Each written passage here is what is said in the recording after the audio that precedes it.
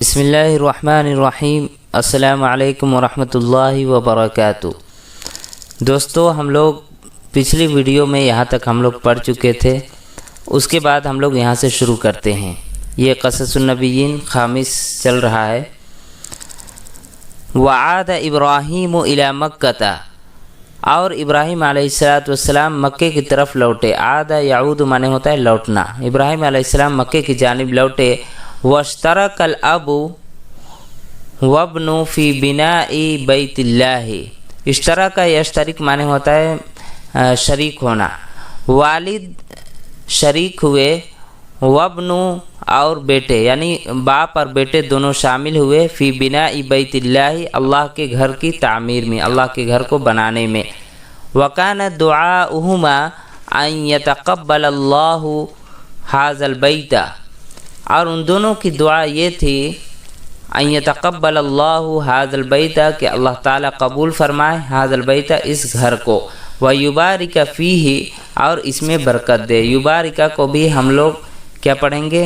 نصب پڑھیں گے۔ حالت نصب میں یہ ہے، اس لیے کہ ان ناصبہ اس سے پہلے آ چکا ہے، اسی پہ واو کے ذریعے اس کو عطف کیا گیا ہے۔ ویبارک فیہ، اور ان لوگوں کی دعا کیا تھی کہ اس میں اللہ تعالیٰ برکت دے۔ وَأَن يَعِيشَ عَلَى الْإِسْلَامِ، اور وہ دونوں حالت اسلام پر زندگی گزارے، یعنی ابراہیم علیہ السلام اور اسماعیل علیہ السلام۔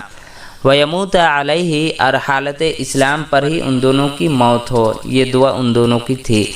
وَلَا يَنْقَطِعُ، انقطع ينقطع معنی ہوتا ہے کٹنا، رکنا، اور یہ کام نہ رکے، بِمَوْتِهِمَا ان دونوں کی موت کی وجہ سے، یعنی ان کے انتقال کے بعد یہ کام مسلسل چلتا رہے، نہ رکے۔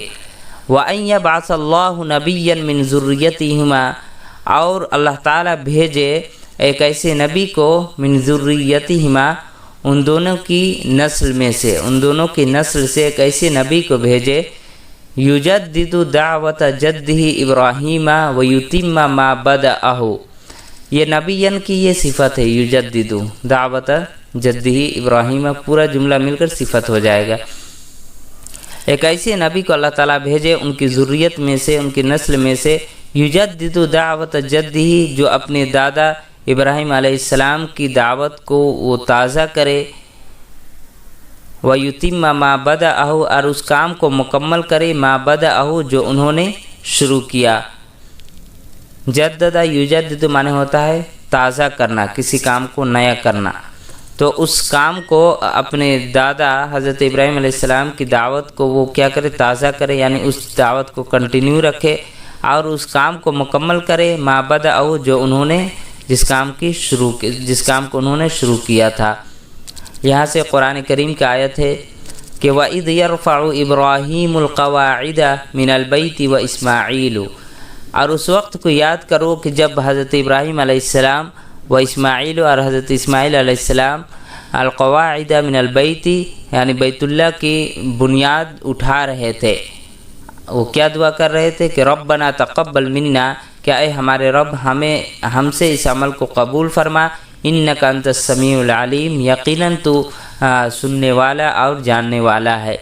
ربنا، اور اے ہمارے رب، وجعلنا مسلمین لک، کہ ہمیں اپنا فرما بردار بنا، ومن ذریتہما امتا مسلمتا لک، اور ہماری نسل سے ایک اپنے ایک کیا ہے فرما بردار امت کو بنا۔ وَأَرِنَا مَنَاسِكَنَا، اور ہمیں دکھا، ارینا یہ آرا یوری سے ہے، اری فعل امر ہے، کہ ہمیں دکھا حج کے طریقے، یعنی حج کے طریقے ہمیں دکھا، وَتُبْ عَلَيْنَا، اور ہماری توبہ کو قبول فرما، اِنَّكَ أَنْتَ التَّوَّابُ الرَّحِيمُ، یقیناً تو بہت ہی زیادہ رحم کرنے والا اور توبہ قبول کرنے والا ہے۔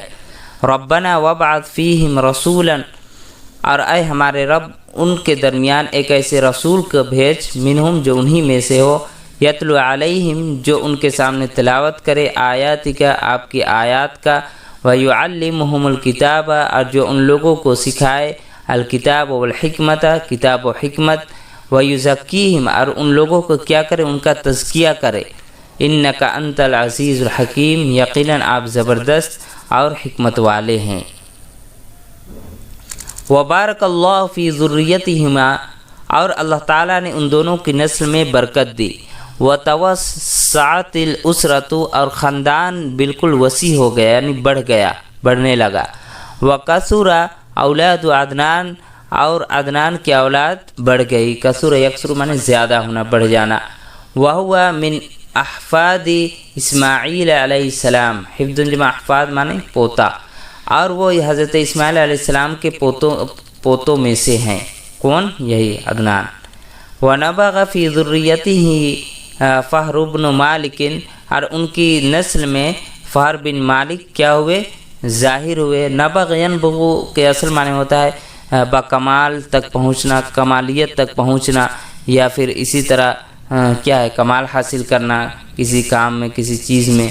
تو ان کی خاندان، ان کی ذریت میں فہر بن مالک کیا ہوئے؟ ظاہر ہوئے، یعنی بکمال کو پہنچے۔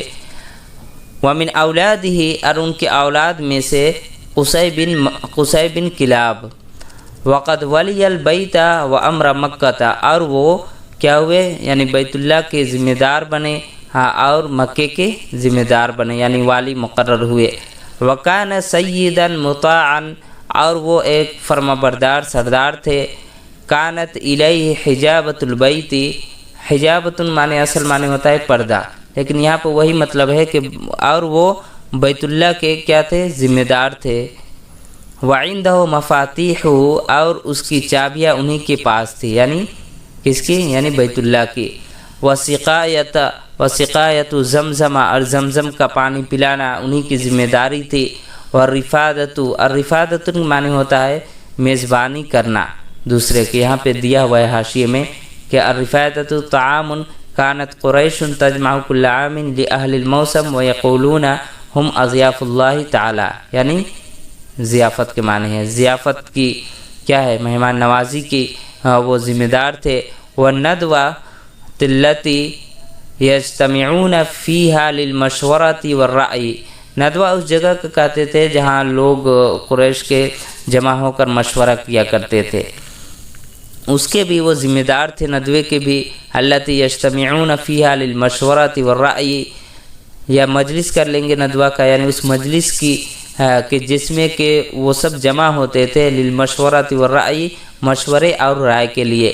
واللواء، اور لیوا کہتے ہیں، یہاں پر حاشین آپ دیکھ لیجئے کہ العلم دون الرائی، یعنی علم بردار، یعنی جنگ میں جو ہوتے ہیں۔ تو واللواء فی الحرب، اور جنگ میں جو علم بردار تھے وہ وہی انہی کی ذمہ داری تھی۔ فحاز شرف مکہ کلہ، تو پورے مکے کی شرف مقام سے وہ کیا تھے؟ فائز تھے، ان کے اندر وہ خوبی پائی جاتی تھی۔ وتنبل فی اولادہ عبد مناف، اور ان کی اولاد میں عبد مناف کیا ہوئے؟